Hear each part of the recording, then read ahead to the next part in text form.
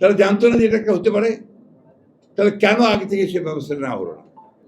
আমরা চাই না যে হাসিনা আবার ফিরে আসুক। মানুষ তো ইলেকশন চায়। আসল জিনিসটাতে আছেন, নির্বাচন কমিশনকে ঠিক করে আপনি একটা দ্রুত নির্বাচন ব্যবস্থা দেন। যা আমাদের দেশের সবচেয়ে বড় সম্পদ দিনের পর দিন চালিয়ে দিচ্ছে, এরা কিচ্ছু করতে পারছে না। কেন করতে পারছে না? Because there is no politics there. Political শক্তি নাই। আজকে যে একটা গভর্নমেন্ট থাকতো, আপনার ইলেকটেড গভর্নমেন্ট যার পেছনে পিপল থাকতো, এটা তো সহজ ছিল? সহজ ছিল না।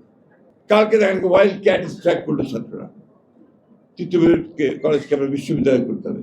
খুব ভালো কথা। ইন্টেলিজেন্স ছিল গভর্নমেন্টের, তারা জানতো না যে এটা হতে পারে, তাহলে কেন আগে থেকে সে ব্যবস্থা না হলো না? আমরা যেটা বারবার বলে এসেছি যে এটা আপনাদের কাজ না।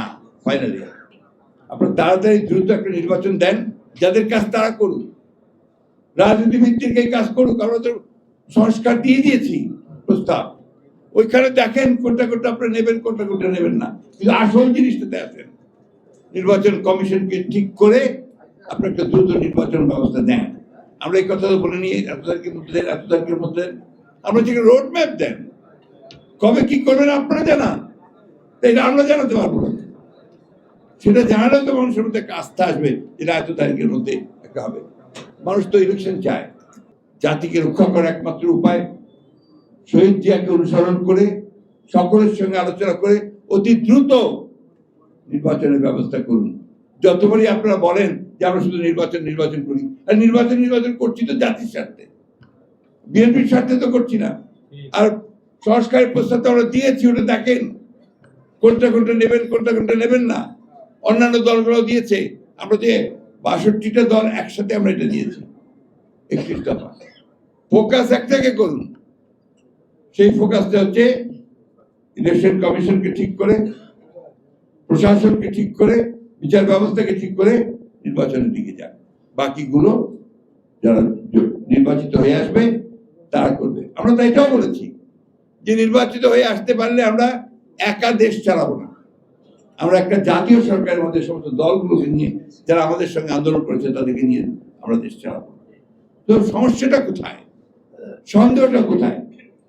সন্দেহ কিন্তু আপনাদের উপর মানুষ আসতে শুরু করেছে।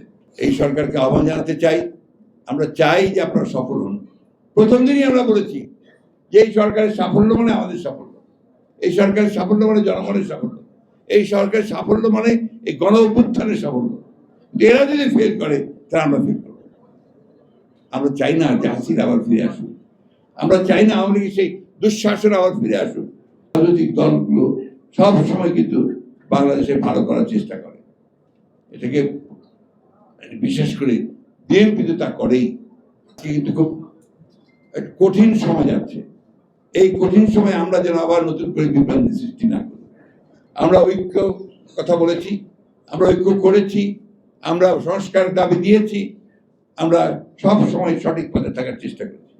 একটা ব্যবস্থা কতবার যে পরিবর্তন হয়েছে, এখন পরিবর্তন হতে এমন হচ্ছে বাংলাদেশের শিক্ষার মান এখন সম্ভ্রম নিম্নে, এত নিচে মান বোধহয় কখনো ছিল না।